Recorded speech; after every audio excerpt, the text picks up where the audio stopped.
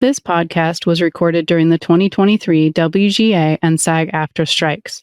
Without the labor of the writers and actors currently on strike, the material being covered here wouldn't exist.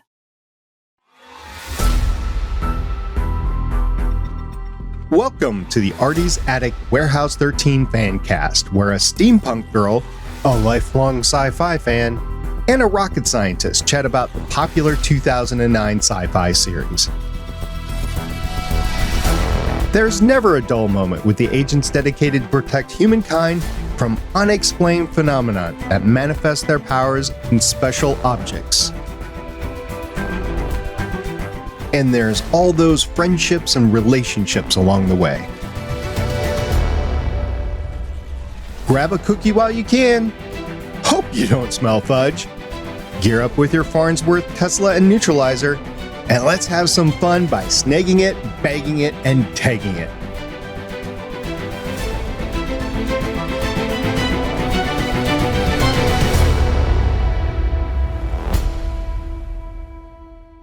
Greetings and welcome to Artie's Attic, a Warehouse 13 Fancast. I'm the podcast custodian, SP. I'm here to push buttons and clean up after the party is over. That's it. The real star of the show with me is Agent Shannon from such notable sci-fi podcasts as Voices of Defiance and Strange New World. Shannon! Woo-hoo! I can't be Captain Bubbles this time. That's okay. It's still Captain Bubbles on the other one. You'll figure out a good name for yourself, just like you did before. Actually, I don't think I named myself before. That was someone else. But anyways, we have Carolyn. Hello. My homie. It is her podcast premiere, a longtime sci-fi fan, Agent Carolyn. Hello. We get to be agents this time. To be agents. Ooh, I've never been an agent. So is it a warehouse agent or is it a Secret Service agent? So warehouse agent. All right. I think you're both, aren't you? Like you're a Secret Service agent when you're out in the field having to find it. When you have to Snag it, flash bag that it, and tag badge, it. when you have to flash the badge, you're definitely a Secret Service. We do need badges. Yeah, I think we need badges. I've got a badge. It's a Defiance badge. I have one of those too. I've also got I a need Coulson Defiant badge. They're hard to find. They are. Yeah, so on this show, we are discussing what will be, by the time we finish the whole thing, a 15-year-old show that premiered on the Syfy network, the rebranded Syfy network in 2009. 2009. Yep. I miss that type of sci-fi, don't you? I miss having that and Eureka. I miss Eureka quite a bit. I miss Eureka. I loved that show. Those kind of shows that we had before they became, Now it's just horror and vampire. let's just face it, like they changed it to Syfy, and I wasn't much of a fan. Because prior to that, when it was sci-fi, you had great shows like Stargate. It's Stargate, right? You don't have that kind of stuff on anymore. And you still, every once in a while, you have great shows like Winona Earp or like Defiance, but it's just not the same to me anymore. Got Dark Matter too. Dark Matter was great. But see, you have good ones, but then they cancel the good ones and they bring on Godzilla versus a tarantula kind of crap. I'm like, well, why? Sharknado. Yeah. Real winning. Yes. Have you noticed for all the cons you go to, there's never a sci-fi booth at the cons? I think they know they'll get the butts kicked. There's all sorts of sci-fi things happening, but there's never a representative from the Syfy channel. All the good sci-fi shows are on other streaming services like Foundation over on Apple TV Plus. And you could just go down the list of all the other streaming services, Paramount Plus with Star Trek, and none of it is on Syfy. Look, Di-Fi. Di-Fi is what we call it. So I've been calling it Di-Fi since Defiance. Yeah. But I could not handle the stress that it causes me if my Star Trek was on the Syfy channel. Yeah, you don't have to worry about that. Thank God. Anyway, Warehouse 13 premiered on July 7th, 2009. It was a 2-hour premiere with the episode titled, cleverly, Pilot. It's okay. They made up for it. It was a great series. I mean, it was a great it was long last night. I'm like, this is longer than a normal episode as I'm dozing off. But I've watched it. Look, I've watched it so many times. I remember going through the entire season the first 2 times, and then having Carrie and coming home on maternity leave and restarting the whole thing over again, which is where I discovered Burying in Wells, which led me down a whole other rabbit hole. I discovered fan fiction again. Let me just tell you, yes, Burying in Wells. Just leave it there. The pilot was directed by Jace Alexander. He has 49 directing credits, which started in 1994, including 2 episodes of Xena, Warrior Princess, an episode of Ally McBeal, 32 episodes of Law and Order, an episode of House, 2 episodes of Prison Break, 1 episode of a personal favorite of mine, Burn Notice, 2 episodes of Warehouse 13. We'll see him again in episode 3. 3 episodes of Royal Pain, 1 episode of The Blacklist, 1 episode of The Tomorrow People, and 1 episode of Scorpion. Didn't see any IMDb directing credits after 2015, but he was pretty active for about 20 years. Jane Epstein, I think is where's she? She's the creator. She's creator / she did co-write this episode. She's gone on to other things too. Yeah, she has 24 writing credits, and this is her writing, not producing credits, but 24 writing credits since 2008, including 20 episodes of Battlestar Galactica, 17 episodes of Caprica, so 37 episodes in all in that property, 10 episodes of Torchwood, 151 episodes of Once Upon a Time. That was another big series that she was involved in that one. Yes. As a producer. I like that show. I podcasted about her on Jessica Jones. She wrote 13 episodes of the Netflix series Jessica Jones. And the series that I just mentioned from Apple TV Plus, 3 episodes of Foundation. Okay, I haven't seen Foundation yet, but going back to her for a second, clearly she writes things that the 3 of us like to watch. Mm-hmm. Yes. I haven't seen Foundation yet either, but it keeps coming up on my Apple TV as something to watch. I just have to have that magical thing called time. I haven't watched TV in forever. Yeah. 2nd season is coming out soon, so I haven't finished the 1st season, to be honest with you. I did roll the 1st season as long as I could before I had to divert to something else, and I plan to get back to it. I've heard good things. Let me just tell you, Warehouse 13, for me, I'm glad we're doing this finally, because even though it's been gone and out of people's minds for a couple years, I still come back to it, and I still say, even though I love other things, I love Defiance, I loved Battlestar Galactica, Warehouse 13 is always my number 1. Now, those who know me know that I love history, know that I love science, and when I mash them together, what do I get, Carolyn? Warehouse 13. I get steampunk, right? Yeah. So when you have steampunk and all these things, plus it feels like a history lesson in every episode.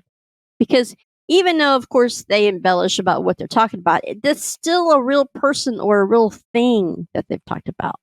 Like Edgar Allan Poe. I mean, I love everything about Warehouse 13. Everything. So it is always my go-to favorite show that I use all the quotes for. I have an entire folder of gifts that I keep on my phone, just waiting to throw them out there. I have them. But, I mean, just the characters, the storyline, the artifacts, the science, steampunk that you see in Artie's office, everything about it. Then the Burying in Wells, to throw that on top, because that just makes me a bigger fan. And I am a fangirl for life for Warehouse 13. Always. It was co-written by D. Brent Mott, who has 7 writing credits since 1994, 1 episode of Dr. Quinn Medicine Woman, 2 episodes of Atomic Train, and all 64 episodes of Warehouse 13. The showrunner, which was announced after the pilot, so Jack Kenny was the showrunner from episode 2 all the way to the end. He has a total of 16 producing credits since 1996, including Carolyn in the City, Titus, Warehouse 13, Falling Skies, and Jessica Jones. Ooh, Falling Skies. I like that show too. I don't think I've ever seen that one. Really? It was really good. I liked it. With Dr. Carter from ER. Noah Wiley. I like Noah Wiley. Okay. He was the librarian in Librarians, and in Librarians, the TV show. Which is both. Very good. Suspiciously, so much like Warehouse 13 when they canceled it for the Magicians. Yes, I remember. Yeah, I never watched it. I liked it. It was really good. But I like things that Dean Devlin does. Yeah. Notable cast, Eddie McClintock. He plays Pete Latimer, and he gets the vibes. And the cookies. Yeah, he gets all the cookies. Joanne Kelly played Micah Baring, and she is the bookstore nerd, I guess, in this, and turned Secret Service agent. Yeah. And meticulous. Yes, very meticulous. Photographic memory, which is quite annoying in my house. Saul Rubinek played Artie Nielsen. That is what this podcast is named after, his attic, Artie's attic. Now, in this episode, he calls it America's Attic, but it's really worldwide, so we're going to go with Artie's attic. That's a good choice. I like it. Lena was played by Janelle Williams, and her character is a slow burn. You learn more and more and more about her as you go along. I don't think we learn everything about her until season 5. I would agree. Mrs. Frederick. Mrs. Frederick, played by CCH Pounder. She was amazing. How she keeps a straight face through all that, I don't know, but it's pretty cool. Pops up whenever you're not expecting. If you ever watch the behind the scenes of it, she's like in between Kate's takes, she's dancing and moving around. So her and Eddie McClintock would goof off a lot. And then there's Claudia. Yep. And we don't get Claudia until like episode 4 or 5 of this season. And even then, 5. She was only in a couple episodes, and she really comes in season 2. So she is my favorite character, and we don't get her until season 2. So whatever. Anyway, the series is all about these agents that go out and get these mystical artifacts, and they snag it, bag it, and tag it. Correct. And it's awesome history lesson in between. In this episode, we have artifacts.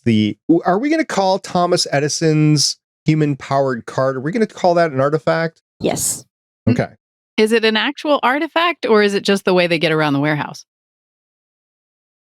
Well, I guess it's just a way that they get around, because if it was an artifact, because it doesn't have any powers other than it's powered by people. Right, correct. Because if it was an artifact, it would have a place on the shelf, or it'd have a tag, or it would have a negative energy behind it. So it's just something he invented to get around in the warehouse. Yeah. What I want to know with this cart is, if you put more people in the cart, does it go faster? Or is that just, it only can take 2? It would weight it down more. That's what I was thinking. Like, you put more people, you get more energy, but you weight it down more, so it has to move more weight. My question is, if you had more than one wishes, would you get more than one little Pete's? I think you only get one wish per touch on the kettle. Yeah. Oh, I'm going to age myself here. Okay. What was it? Poco and Oko? What was that? What was the name of the ferrets from Beastmaster? That's what it was. Oh, I can't remember, but I know what you're talking about. Right? Beastmaster. That's the movie Beastmaster. Yes. What was the name of those ferrets? Poco and I just remember Tanya Roberts. I'm just saying. I don't remember, but I know what you're talking about. So they had two ferrets. Yes. I'm not a ferret fan, so I don't remember the names, but I remember Beastmaster. You also had the Bloodstone when we started. That was pretty nasty, just bleeding out there. Yeah, right?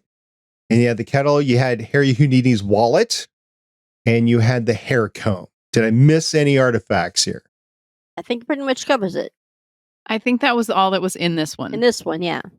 I love how at the beginning of this series, I always tell people, if you've never watched Warehouse 13, give Micah's character a couple episodes, because she's meant to not be liked at first. She's meant to be the stick in the mud, right? And you're meant to like Pete. So until they find their groove, which I like, because working in the fields that I do, you don't find that groove with a partner right away. You have to work into it. I did not like Micah when this first aired. Did not like her. I liked most of the characters on Eureka right away, but I did not like, because these aired about the same time, premiered about the same time. So I had problems getting into this specifically because of Micah. Her. Yeah.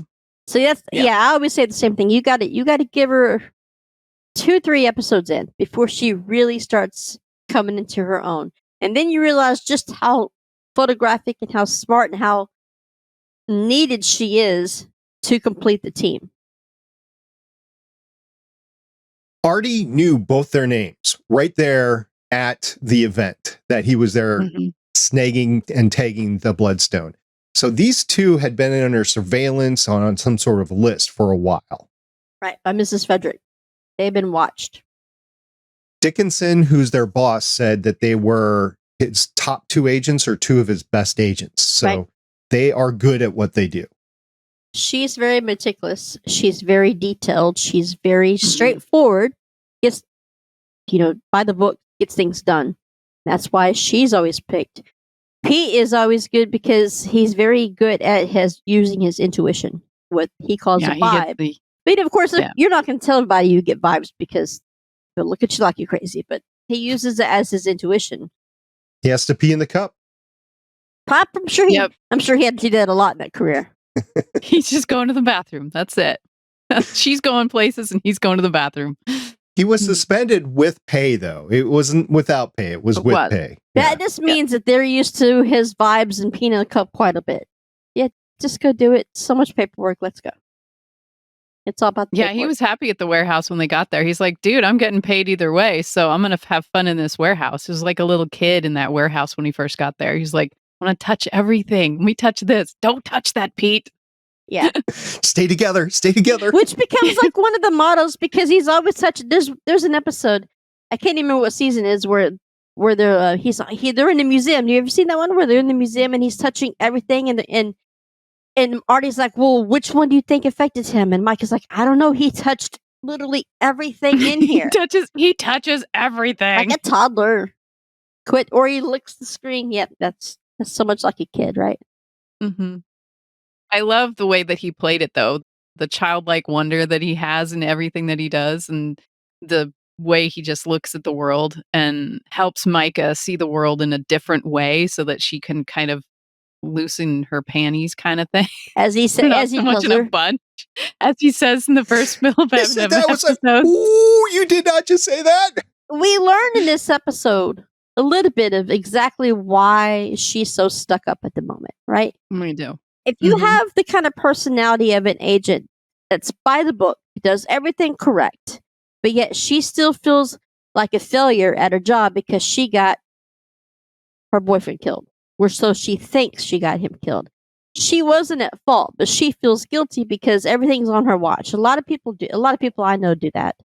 A lot of people are the hardest on themselves, and then it just spirals outward, right? So you get to hear a little bit about the backstory. You don't get the whole story yet, but you get a little bit of why she's so not fun at the moment. Yeah, why she's so stiff and strict and by the book. Because if she isn't, people die. So when you break the rules, people die. And now she's partnered with this idiot man-child that won't quit touching things. And it aggravates her because she's like, looks at him like, I cannot believe I got punished and being stuck with you. So that's why she tries so hard to get back out of this situation she's in. There ain't no way she wants to be stuck with a man-child when she's so much by the book, because he is not. He tells her the story of her dad. He takes a bullet, and eventually he's the one that bags the artifact at the end because she gets Tesla'd. Right. Well, yeah, because she was about to shoot herself in the head. Right. So it was Pete that made everything happen. I think that's what got her to change her mind at the end and say, "No, I'll stay." Well, it's that magic because now she has found something that she can't explain. It's not by the book, but yet it happened to her. Mm-hmm. Now we have some investigation to do. Watched it. She's seen it firsthand. So she's like, okay, so it's not so bunk after all. And it's funny earlier. Because throughout the entire season, it's a running joke about how she's the only one that's read the manual. Right? So, yes. So now she has something, okay, that doesn't make sense. And she seems like the personality that's going to go and find out why this happened. Why this happened to me? what are you really hiding? And for a while, I think in the next couple episodes, you see that they don't really trust Artie because he's very secretive and doesn't give them answers. Artie is he's a terrible teacher. When he sits them down at the table, he's like, okay, here's the Farnsworth, here's the gun, and here's the neutralizer. Go, just go, just don't get killed. I'm like, that's a terrible instruction. Horrible motivation. Yeah. Yeah.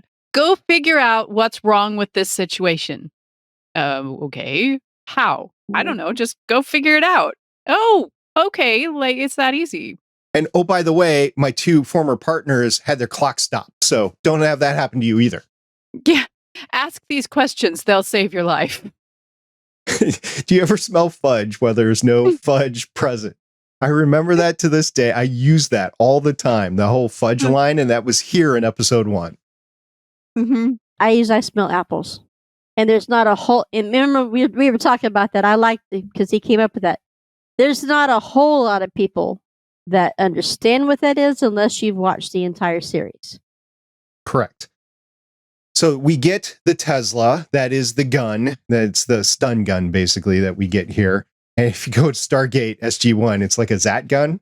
Mm-hmm. Yeah. Basically, don't Zat somebody 3 times because then they disappear, but it's a different sort of gun. Except for the Zat gun will work more than just once and need to be recharged. Tesla was kind of like one and done for a little bit. You'll notice it improves over the series because right now when they shoot it, it's so much power that it knocks their entire arm back and then they're done, right? But over time, it's more refined and you could use it more than one time. Just dial it back a little bit. It's not full power. Just dial it back. Just dial it back. It's fine. We get the Farnsworth, which back when this came out in 2009, FaceTime on your phone wasn't really a thing. I mean, it, I guess, was available, maybe not.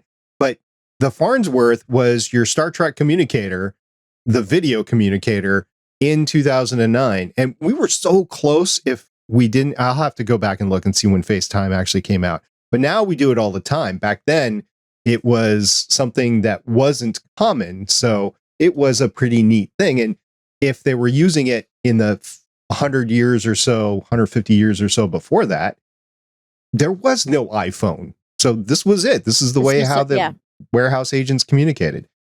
And I love the buzz it makes when you've got a phone call coming in. For the longest time, because I'm that kind of geek, for the longest time I had that as my notifications. The buzz? Yeah, I've gone through. Nice. So I've gone through the buzz of Warehouse 13. I've gone through the communicator from Defiance. I've gone through. Well, for the longest time, it's been Pink Panther, Pac-Man, but it's normally my. And then I liked the ending credits song for Warehouse 13. That was my ringtone for the longest time. I'm just that kind of a geek. Mine's been Firefly for the longest time. Nice. I used to have Stargate on mine before Apple got away with, you put your own ringtones in, and they got away with it for copyright purposes or whatever. And I haven't found like the actual song for the intro and the outro for Stargate SG-1. And I haven't had that for years because mine is very controversial at the moment, but it was my ringtone before it became controversial. I'm just going to say that there's a certain singer that's all over the internet at the moment. I know which one you're talking about. He's my favorite singer, and that ringtone is not changing. Just saying. Love the art, not the artist sort of thing? Okay. No, I love the artist. We also have the neutralizer, which I don't think it was described here, but eventually we find out that it's actually manufactured by Global Dynamics, which is in Eureka. Oh. Yeah, you didn't know that? That's true. I didn't think about that. Yeah, I love what other show did they had out there at the time that was going to be able to cross over with Warehouse 13? I mean, you had Fargo and Claudia together. That was a great crossover. Yep. You know what else they've done on this show? Throughout the series, there's a lot of crossovers. Well, no, I guess they're crossover ain't the word, but there's a lot of guest stars for Star Trek people. I think there's like 6 of them. So, 5 or 6 because of them? This was filmed up in Toronto. It's Toronto. I was going to say Vancouver. It was filmed in Toronto. So you had the Toronto area actors come in for cameos. You have, later on, you're going to have Kate Milgrew play Pete's mom. That was so good to have that as his mom. That was just, as soon as that popped up, I was like, oh, that's perfect. What was the guy's name that played Odo? I can't remember his name. Renee. Yeah. Renee. From Deep Space Nine. He was in it. Mhm. He was a warehouse agent. You had Jerry Ryan was in it. Jerry Ryan was in it. You had 7 of 9. Yeah, that was Pete's ex-wife, right? Yeah. Wasn't that Pete's ex-wife? Agent Gasson. He played in the Star Trek movie with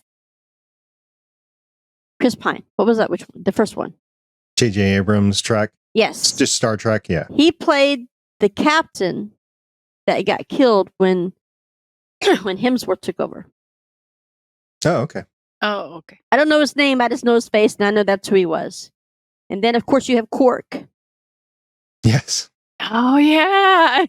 There's so many Star Trek. So I'm just telling you, I love it when my fandoms collide. I do. Mm-hmm. One last thing that I noted that we got the first of, which will come back eventually, is we got the warehouse zip line. Yeah. Oh, The yeah. first time you see The it. drop from the zip line. I don't It didn't think work I would out too like well. that so much. They need that. I think they need a better dismount for that. That definitely is not a good dismount. Artie had the big helmet on. Oh my God. Well, what they need cracked is a me up. Claudia to fix it. Yeah. I can't remember if she yes, gets on the zip warehouse line eventually. got so much better after Claudia actually joined the I warehouse. cannot tell you how many came times up. that I wish that I had that. I wish it was a real thing because Claudia, for Artie's glasses, she created a transmitter, and you could put your two ends of your glasses together, and it would buzz and tell you where he left his glasses. I need that so badly. I lose my glasses all the time. Put an air tag on it. You'll be fine. Yeah, that won't cause them to be heavy and fall off your face at all. No. I got one on my dog.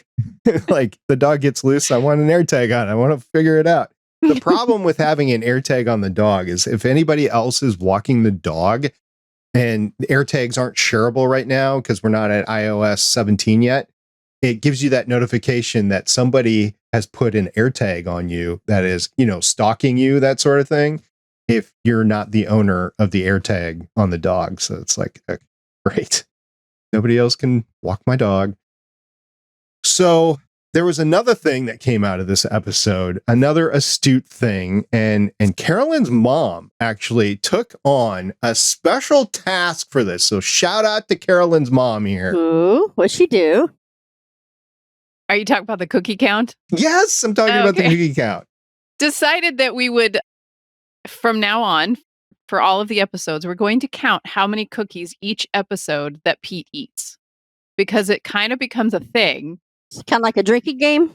Yeah, it's kind of, well, sure, you can go and make it a drinking thing. No. So far in this one, we counted that he's only eaten 2 cookies. Like, actually saw him on camera eat 2 cookies. That's all we've seen him eat that I counted in this one. But it started with Artie. That's how Artie got Pete into the warehouse in the first place. Because they were both still apprehensive to go into the warehouse in the first place. Cookies, And Artie was like, I baked cookies. And you just see Pete's face like, ooh. That'd be like leading Michaela through something with a water burger in her hand. Come on, come on, come on. Burger King. Yes. Yes. Look at Burger King in front of Law. He also got Micah in by eating. Artie was eating the cookie. Micah said, I don't do sugar. But she came in anyway because she was standing on a huge mountain. Big pile of crap. Yes. Big pile of it. Yep. Okay. And then they were at the B&B and Micah was eating cookies, right? Mm-hmm. So that's another cookie thing. This was after Houdini's wallet had fallen out of her purse. And if we notice that little piece, the wallet fell into her purse. And then that was when she started eating sugar, after the wallet fell into her purse. Hey, look, Artie's got little mesh wire on order right now. It's just not there yet. So he's asked for it for years from Mrs. Frederick. Okay, so 2 things. Did we ever hear the properties of Houdini's What does it do? No, I don't know if we hear it, but they zoomed in on the little piece of paper of what it is and that it was extremely dangerous and that it was Harry Houdini's. I think it may have said something on there. I'll have to go back and So look. we don't know what it said something what it would on have there. caused Micah to do. Well, it looks like it causes Micah to hear her dead. Was that a fiance or a boyfriend? Did we Boyfriend. find out it was boyfriend, His right? boyfriend. Okay. So we hear that married it's boyfriend. that it's actually her boyfriend's voice that she keeps hearing. And Artie says something about it when it goes into when she says that she's got a stowaway and puts it in the little plastic bag to make it zap. Yeah. Mm-hmm. And he's like, oh, this touched something. Something's going on. So Artie's wise to something going on. And that's when she starts eating sugar because she eats cookies when they're at that night. And then when she's out, when he hears her voice again, she's eating ice cream. She eats when she's nervous. The second thing, the behind the scenes in reality, Joey and Kelly grew up in Newfoundland. Is that how you say it? Newfoundland. That's where she's from. So behind the scenes, they talked about one time about how that was a real pile of manure. She's like, yeah, but I grew up on a farm, so this doesn't affect me. So she's used to stepping on poop. Whoa, wait. I grew up on a farm too. If I'm standing on a big hill of manure, I know. No, you don't. How do you not sink into it? You do. You have the only reason that you would ever actually walk out on a big mountain of cow crap is if you have to, like, it's actually steaming, like it's going to catch on fire or something, and you got to turn it over because it's decomposing and whatever. You go in with like waders because you don't want that crap anywhere on you. You are sealed up. How packed full of poop do you have to be in order for you not to sink down into that pile? That's a lot of poop. It's got to be pretty packed. That's pretty packed. Yeah. But how did that one cow create that big of a pile? And what was the cow's purpose? I forgot. And the other thing, what did he have to do to those fish? Because he came back and he said, I had to fix the fish. What did he have to do to those fish? You asked what earlier was that thing? If we saw another artifact, and we did. We did. The football. The football, yeah. Oh, that's right, the football. But actually, I don't know if it's an artifact or technology, because isn't it a sensor? You throw it around the earth and it senses things and it comes back? I think we learned that later, yeah. Yeah. Well, you're right. It's probably not an artifact. He uses it because it transmits the locations of artifacts that's happening. Right. The energy. Yes. It's amazing how he could just throw it straight up, though. What was that tool that he was using to fix the fish? I'm not sure. I don't remember, but you'll see it later on because Claudia uses it. Oh. Was she fixing the fish too? We get a lot of knowledge in the future. We get knowledge of what's happened to former warehouses. I mean, this is Warehouse 13. There are former warehouses that go back into, I don't know, the library of whatever it was, right? So number 12. He said what date it was, like 1865 or something like that, or Warehouse burned number down. 12. Yes, but Warehouse 12 was in London, and that was in the year 1800s. That was in the Victorian era, which is my favorite time period. But then Warehouse, I don't know the ones in between because they really only talked about Warehouse. They think 2 is in Egypt.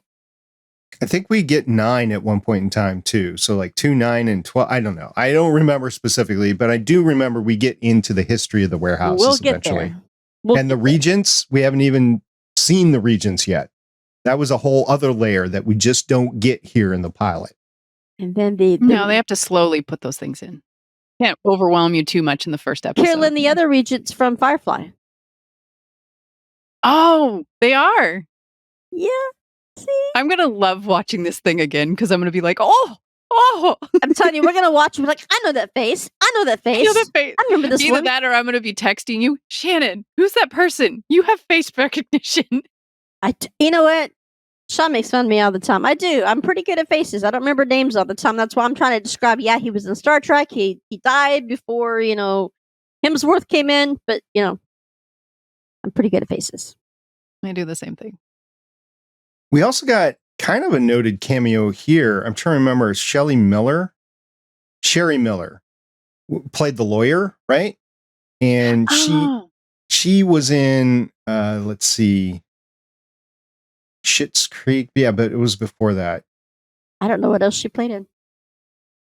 Oh, she's been around for a while. She's got, let me see the total here, 96 acting credits going way which back direction I wanted to go in. to 1971. Whew. Well, so she's been in a lot, probably as a kid actor. I don't know. She was in Highlander, the original TV series, not the movie. She was in RoboCop TV series, Sabrina the Teenage Witch. She was in, and that's probably where I remember her from, because my sister watched all that stuff back in the day. Going up, she did a lot of voice acting. She was in, you remember the series Odyssey 5? She was in that. That was a short-lived sci-fi. I remember the name. I never watched it. I think it was, if I remember correctly, it was like a space shuttle that got... I thought it was underwater. Or no, that was Sequest. That was Sequest DSV, and I watched that one. I liked that one. Only because I'm a big ocean fan. Sorry that you watched season 3. Of Sequest? Yeah, that went a little off the rails. Yeah, it did. She was in Continuum. Oh, I love that show. Look, that you would and be I, where I started my huge fandom of everything. Would be you and I, the Continuum. moment he said it, I'm like, Carolyn. We actually covered a few of the Continuum episodes on Voices of Defiance. Great Shannon. series. Oh yeah, I remember doing that. Yeah, we were doing that just to forever ago. Park podcasts in between the last 2 seasons. Yeah. Well, I mean, it was 2015 when I went on set and saw people from the show on Continuum. 2015. That was only so long. 8 I feel years like it was yesterday. How is that like so long ago? 8 years ago. I mean, look how long it's been since I met Jamie for the first time. That was in 2009 when I think I love you. That's yeah. Everyone knows that story. Still my favorite story. So, okay. So for those of you that don't know, and these two look at me like, okay, here it comes. Okay. I love Jamie Murray. She comes in the second season of Warehouse 13. Yeah, so you know we're going to get this story again in a couple of months. Oh my goodness, we are. It's always a funny story. And then you're going to hear me talk about how I hate the third season. Kind of. Anyways, we'll get there. So back in 2009, the cast of Warehouse 13, to include Jamie, but not Joanne Kelly, all of them came to Dallas. Yep. So I paid my VIP ticket, which back then it was only $99. I don't know how we got away with that, but I did it. I paid for it on the spur of the moment. I was in. And then I got really, really lucky because for those of you who go to cons, you know that if you're waiting in line for whatever events, whatever panel is going on the inside, right? Say you're the VIP or whatever. That panel people have to come out. They clear the room and then they let the next panel people in, right? So I was in there waiting for Peter Weller to shut the heck up because he just kept going on and on. I mean, I love history, don't get me wrong, but he just kept going on and off to the point that they had to usher him off the stage because he went like 30 minutes past the time. Peter Weller was in Odyssey 5 too, by the way. Oh, people don't know he's RoboCop, right? But still, he also does a lot of stuff on the History Channel. Anyways, it worked out in my favor because he talked for so long that they didn't have time to clear out the room. So when he went off the stage and they had just a brief moment in between, people started clearing out and I went from like row 19 to row number 2. I didn't even leave the auditorium. I didn't leave. So here I am sitting in front of the table when all of Warehouse 13 people come out. I was second row and I am not moving. I'm sorry. No. So I was right there, right in front of Pete and Jamie. All of them came out and I'm like super fangirling so bad. My legs are bouncing and I recorded the whole thing. So you could see, I had it at one time on, yeah, you see the film is like, it's stupid. It was like, oh, you idiot, right? So I get my autograph with her and I'm listening to her and she's okay. She's so British accent, very posh. And I'm like, okay, I could do this. It came time to have a photo op with her. And I froze like a deer in headlights. And she's like, it's okay, darling. Come on up. Come on up. Come on up. Come on, darling. Right? She puts her arm around me. And I'm like, she's like, what's your name? I'm like, I love you. That's all I could say to this woman. Right?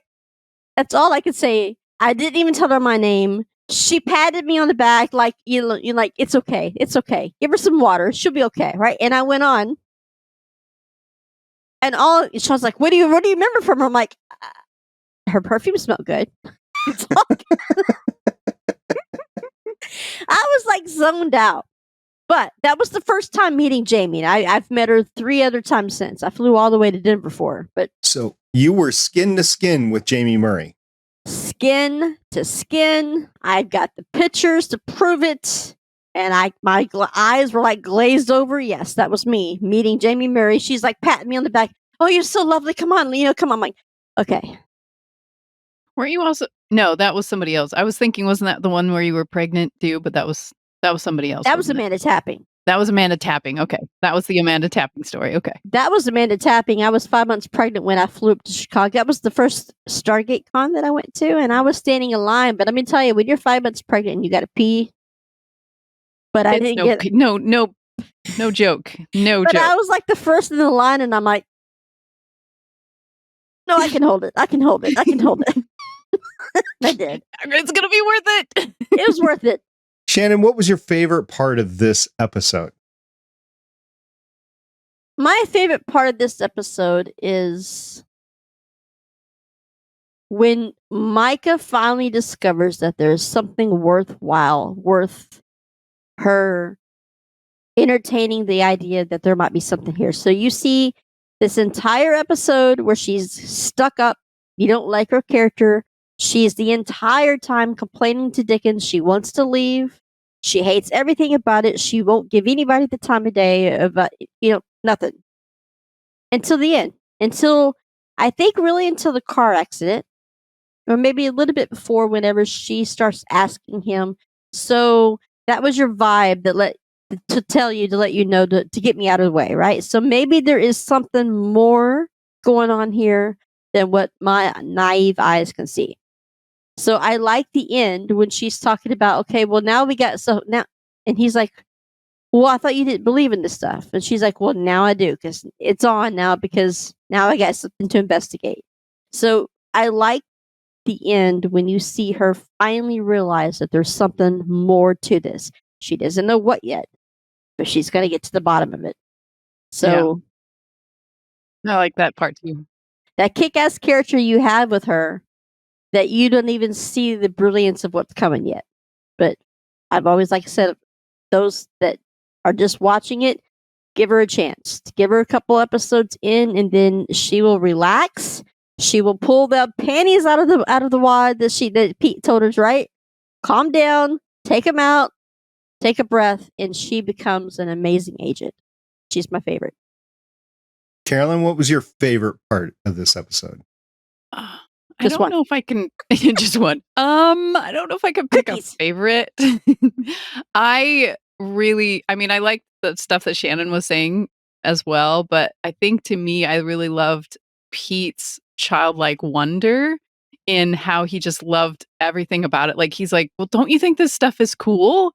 She's like, no, I don't want to be here. And he's like, but look at all the things. And he wants to touch all the things and just everything. His overjoyedness of just what he has to do. And then, just connecting with the people and then hearing the story about his vibes and why he pays attention to them. You get to know his character a little more. I mean, in the beginning, like the very beginning, you're like, oh, he's going to be one of those characters. One of those players. Right. One of those players. And then you get to see how his character is just kind of this like big kid in a candy store now. He's got all these things to play with and he wants to touch everything. But he knows his job. Play with everything. But he knows that he has to do the job that he's got. And I love that at the end, you see him throwing the football because he's like, yep, I'm going to throw this football and then I'll catch it some other time when it comes back. I found my people. Yep. I found my people. Yeah. He's like, I found the people that I am meant to be with. So to me, his story and how he develops and how they change him from that player guy in the beginning where you're like, oh God, it's going to be that kind of guy, to someone where you're just like, okay, he's going to be fun to watch because he's got this way of looking at the world that's just really fun to watch. And then you get to know Artie and how he argues with the warehouse, like, show me the picture that I want. He's yelling at the warehouse to, get this picture.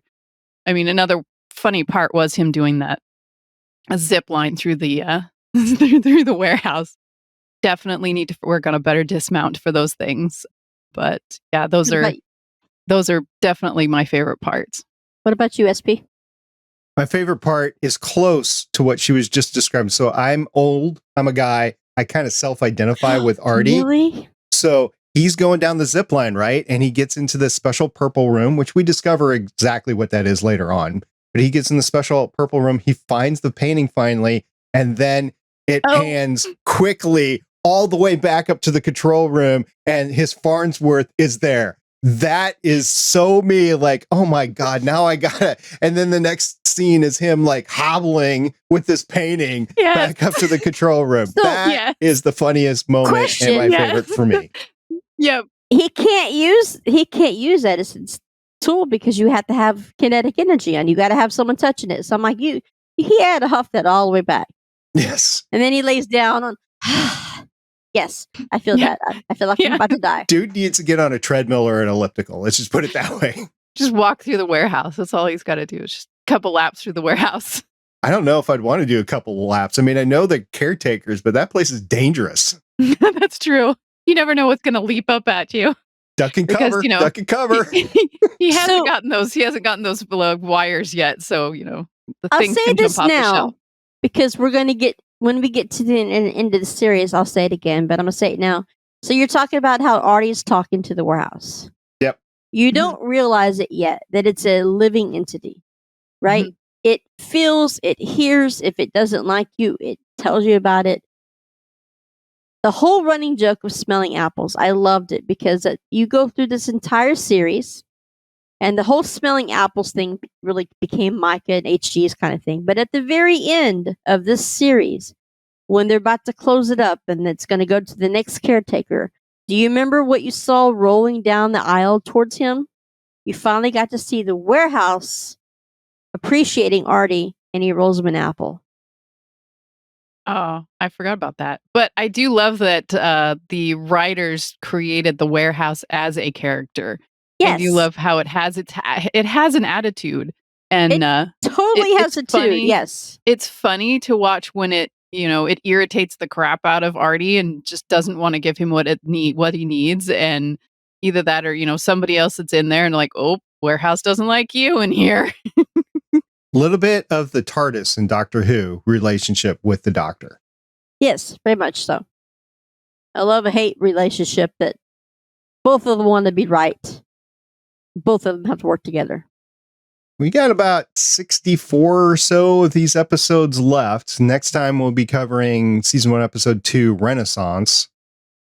Resonance, whatever it is. We'll be covering season 1, episode 2, Resonance, and that one. We'll be covering that one. We'll cover that one. Episode 2, that one. We'll say it again later. If you have any comments back to us, there's a special email that Shannon set up. It's warehouse13fancast@gmail.com. So you can go ahead and get a hold of us there.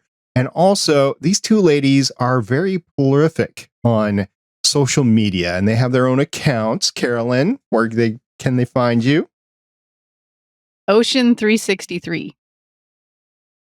Very much of there's a Stitch icon on your Twitter. Yes. Stitch is my thing. And Shannon, you have a few Twitters, but I have a few. But really, you can find me at Syfy Girl, GURL. And you're going to notice that by also my second favorite show, which is Wine on the Earps. So that's got Nicole Hott on my icon. You can find me at Trek Worlds too, but I can't remember if it's underscore.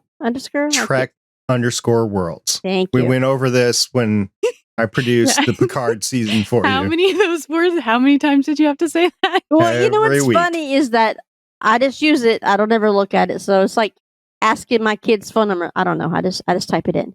But I'm the one who runs Trek Worlds. So whatever questions you have, you want to toss to me there, or you could get to me at Syfy Girl. So it's SYFYGURL. So yeah, we are pretty much on Twitter all the time, especially now that Trek Worlds is back up and running with the new season, which has been amazing so far. I have to throw a simple disclaimer in there because over the weekend, Elon Musk rebranded Twitter and it's now called X. So it was Twitter. It's now X. Who knows what it'll be called tomorrow? We ain't doing that. So whatever. Yeah. Whatever. Twitter. You can still reach me, whatever he wants to name it. You can still reach me at the same place. Yeah. That thing that was formerly known as a bird. That's where I'm at. Maybe next week we brought to you by the letter R. We're like what was it, like Sesame Street every week? I don't know. So yeah, you can find us there. Any last words, ladies? Shannon's happy dance. 13. No. Look, you know Shannon's finally getting to do a podcast. You know how many years I've been talking about doing this, and yes. I'm happy that it's you two because he just would not do it. Nope. And I'm like, you know what? I'm okay with this now. So whatever. I brought you into podcasting. I can bring you out. No, you can't. But I did bring you into podcasting. You did bring me into podcasting. You did. I know. Voices of Defiance. I give you the if total. It wasn't for that, this wouldn't be happening. Exactly, because I used to be so shy, which is funny because I'm not that way in real life at all. Like, at all. I have no problem getting in your face, but I think it's because of the line of work I've done forever. But like if you were asking me to do this during his GWC meetups, it was never going to happen.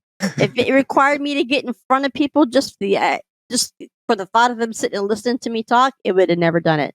Now look at us. Now we're on video, and you could post this all day long, and it wouldn't matter. You're going to see me dance. Going to see my Winona stuff behind me. I don't have any Warehouse 13 stuff. I don't either. I was looking for something, and all I could come up with was my little steampunk necklace, and I take that back. I have a mouse pad and tons of shirts. I was going to say you have tons of shirts. Well, I am a t-shirt queen. Yes, I have tons of shirts, and I have. You just don't see. That's the thing I've never liked about the Di-Fi channel. They don't market any of their stuff. There's a horrible marketing. Someone needs to be retaught how to do their job because you can't find things. So everything I own is created by people on Redbubble. I was going to say, and your immense sticker collection from Redbubble. Yes. I am their number one person, right? I know. You should get a paid sponsorship for Redbubble. They don't even know me, but I have so many stickers now, and it goes from show to show, right? So I was all into Warehouse 13 and Firefly and Stargate, and I've got a Defiance. I've got all those right now. I got a lot of Cat Burrell because it's Cat Burrell, but at one time I had tons of Jamie. All right, we're gonna go so that Shannon can reload and talk more about Warehouse 13 next time, which will hopefully be next week. We're gonna try to release these weekly, but we are going to have to take some weeks off because it's not an active show. It's been out for 15 years, as I pointed out before, so we'll get it out when we can. So that just means we have to remind people how much that the show's awesome and that they need to love it as much as we do. I have reminded several people that it is an amazing show, yes. And it's available. If you're listening to this and you're like, where can I get it? Right now, it's on Prime. Actually, it's on Freevee, so you can watch it with commercials. All right, see everybody next time. Bye. Bye, guys. Bye. Thanks for joining us for an episode of the Artie's Attic Warehouse 13 Fancast. You can find all our episodes at warehouse13fancast.com. If you'd like to contact us, you can hit us up on our email at warehouse13fancast@gmail.com. We are a part of the Lone Wolf Podcast Network. You can hear more of this cast and other shows like it by checking out lonewolfpodcasts.com. The intro music is Sci-Fi Hybrid Intro by Soundmake, and the outro music is Science Fiction by Tunes to Go. Both were purchased on pond5.com.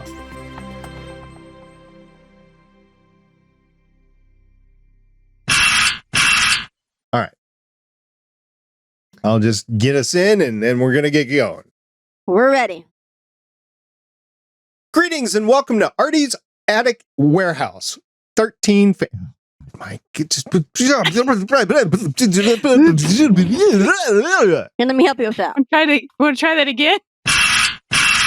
So I can just tell you this mic is awesome. This is the first time I've been playing in here with it. You like it? I do. It's pretty cool. It doesn't You're welcome. stink. It doesn't stink yet. You have one and he has one. I'm thinking that's his, but there is another one that's yours. This is it. I don't know what he's done with it. So if you two are podcasting together, you can podcast on both. But Law does not get to podcast with those because she will break those. I bought her an indestructible mic for her. She uses that one. You guys can use the good ones. She will break it. Absolutely, she'll break it. Did I tell you? I should probably tell this on the podcast too, but I met Eddie McClintock and Micah. I forgot her name. Joanne Kelly? Yes, thank you. I met both of them in 2015 at DragonCon. Oh my God. Eddie McClintock is just... He is so energetic. He is such a sweetheart. Okay, so when I was getting my picture with the two of them, I was walking in line and I ended up... Well, the guy before me dropped his hat. And so I bent down to pick it up and I was like, oh, wait, your hat. And Eddie found it and got to the guy faster. And then he came back and he gave me a hug and he's like, thanks for doing that. And I'm like, huh. And then we had this like great picture. I've got this, I think I've probably shown you the picture a million times, but you should post it again though. Got this. I should. Well, after our podcast, I will. And I like, I have a big cheesy grin. And then when I got up to meet both of them, she was actually really friendly, not as outgoing. She's reserved. Like Eddie is outside his table and he's in your face, kind of like talking. And then she's very reserved. She's sitting behind her desk and, she's very reserved. She was very, very nice. She was showing off where she was going to be in a play or something like that for. Yeah, because right now she does a lot of stage. Yes. But then when I went to see Eddie, and get his autograph on my picture, I told him that I was really bummed that Warehouse 13 got canceled because I think this was literally like close to it because all the Defiance people were there too. Well, most of them were there too. And we were trying to get Defiance renewed at that point. We didn't know it was going to be by Syfy. Syfy, yeah. Yeah. Crappy freaking Syfy. But I came up to him and I was like, I am so bummed. Like, that show was amazing and I really wish they hadn't canceled it. He literally just grabbed me and gave me this huge bear hug. And I was like, So I think that's when I like had kind of the same Jamie moment that you did. I was like, So in 2009, when they came to Dallas,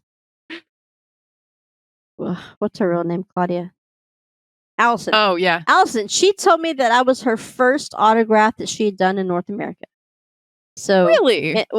I guess in America, because in 2009, so when did it start? 2007? No, it started in 2000. Defiance or Warehouse 13? Warehouse. Syfy, would you spy? It was, when was it, SP? For Voices of Defiance? No, Warehouse 13. It's 2009, right? 2009. July 7th, 2009. Okay. So I saw them in December of 2009, so it was still going. So it was her first time coming to Texas, and it was her first time coming to a con in America, and I have her first autograph. So, that's so but cool. Eddie, throughout all of that time, he was running up and down the aisles, and people would have questions. So energetic, and I've got a video. So fun. I've got a video of it somewhere where him and Jamie are talking about how they first met on set. And it is the episode where they first meet her as HG and Micah pulls the gun on her, right? But they were talking about how he had just had Doritos or something before they had to do the kissing scene, and then he burped in her mouth, right? So they're going back and forth at it, and it was just the funniest thing to watch. So, but they were also talking about the time limits because they were talking about the time frames that Warehouse 13 was being aired, and it was losing viewers because they were taking them off that time, and then they were putting Defiance on that time because about the same time that, like in season 3, we stopped seeing so much of HG because she has gone over and she's become Stama. Yep. So that was the one of the same reasons why you saw less of Roger Cross in Dark Matter as the season progressed, because he went to do less of him in Continuum because he went to do Dark Matter. Right. Dude was all over the place. Roger Cross is like in everything. His IMDb is just everywhere. And his family is so sweet. Like, I follow him on Instagram, and his wife, she's like this yoga master. She can fold herself into these various positions, and I'm like, dude. So that's why I married her, right? Sweet too. Yeah, probably. But she's like adorable, and he'll actually reply to a lot of my messages when I'll, say something. I've seen him reply to your stuff.